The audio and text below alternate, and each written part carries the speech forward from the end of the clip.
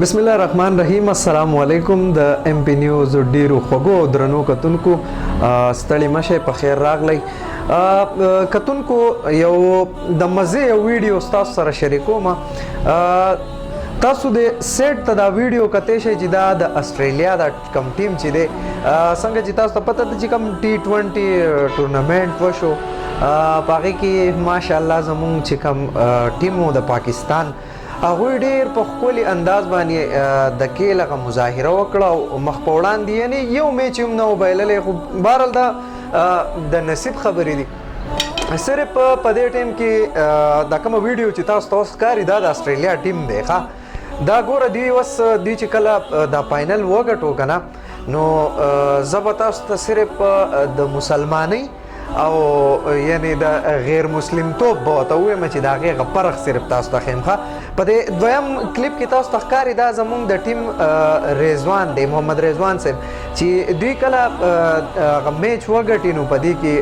تاسو دی کتی شئ دی په دغې دوران کې سجده هم وکړي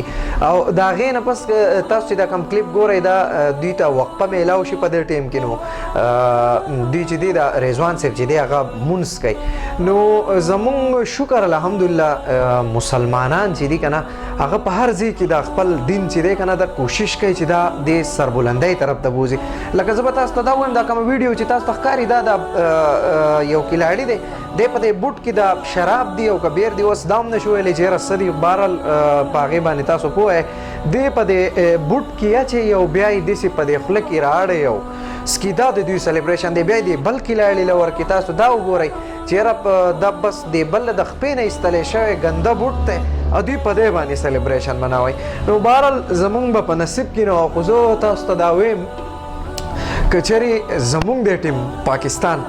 دا فاینل په خپل نوم کړی یقین وکړئ چې په دغه سټیډیم کې په دغه ګراوند کې به په هر ځای باندې سجدې لګېدې. نو ما صرف او صرف د دې ویډیو مقصد دا دی چې ماشاءالله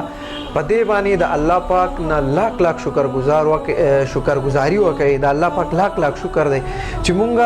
د هغه نبي په امت کې پیدا یو چې هغه اخرنی نبی دی د هغه نه پس به بالکل بل نبی نه راځي دا زمونږ ایمان دی. نو صرف مې دغه ګڼل غوښتل چې یاره زمونږ په سلیبریشن کې او د غیر مذهبه په سلیبریشن کې څومره پراخي امید دی چې تاسو ته به ښه اندازه لګېدلي. دا زمونږ دا پروګرام چې دی زموږ دا ویډیو چې کومه ده وړه شانتې ویډیو ده مطلب خو دا تاسو دومره خوره کوئ چې دا د دنیا هر مسلمان ته ورسي او هغه چې دی د خپل زمونږ د دین اسلام نه چې دی چې نور هم مطمئن شي د هغه په زړه کې د دین اسلام دپاره نور هم مینه پیدا شي او هغه مطلب دا دی چې لکه او شکر دی چې موږ مسلمانان یو شکر دی چې موږ د حضرت محمد مصطفی صلی الله علیه و وسلم په امت کې پیدا یو. ډیره مننه. د الله په امان.